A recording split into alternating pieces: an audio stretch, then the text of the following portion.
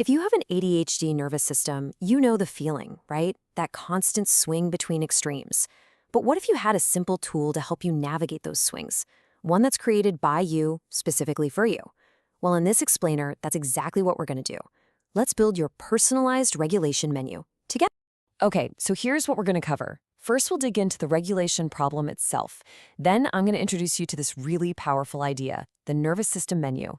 After that, we'll get super practical and build your own menu. And this is key, we'll talk about how to make it actually usable. And finally, we'll wrap up with the most important part, the mindset of practice, not precision.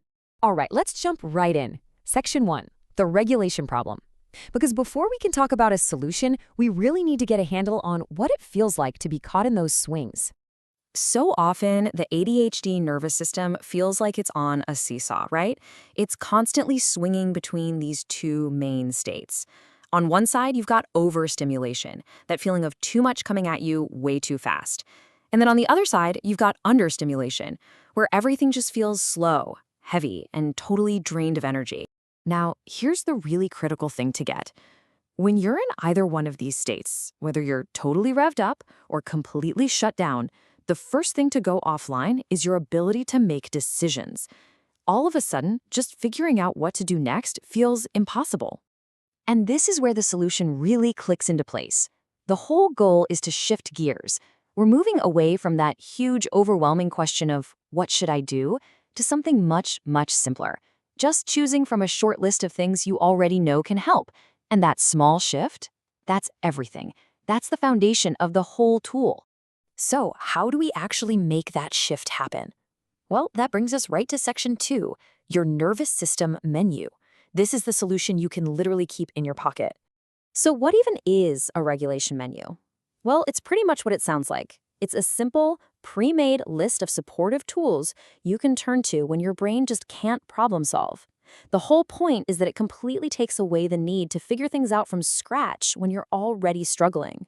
Okay, now for the fun part. Section 3, let's get practical.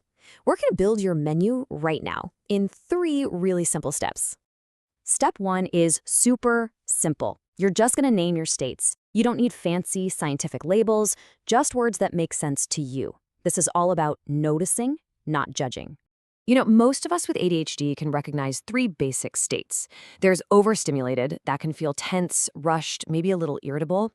Then there's understimulated, which might feel foggy, heavy, or just disconnected.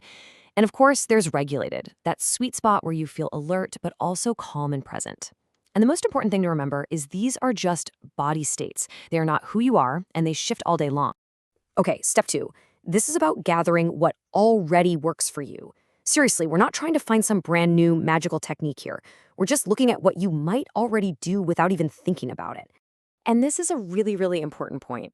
Your menu should only have tools that your body already responds to in a good way. Think back. What do you do when you feel overwhelmed or when you feel stuck? If something felt even a little bit helpful, it's a candidate for your menu. If it didn't work, forget it. It doesn't belong on the list. It's that simple. And finally, step 3. We're going to organize all those tools we just gathered. And hey, you don't need a massive list. Just having 1 or 2 options for each category is a fantastic place to start. So the first category is for when you're feeling overstimulated and you just need to settle down. These are the tools that help lower the intensity and send a little safety signal to your nervous system. Think about things like slow breathing, wrapping yourself up in a warm blanket, or just dimming the lights. Our second category is for the opposite problem, when you feel understimulated and you need to re-engage with the world. These tools are designed to gently bring your energy back online. Maybe it's a short walk, splashing some cold water on your face, or throwing on some music with a good beat. And the third category is for when you're already feeling pretty steady. These are your maintenance tools.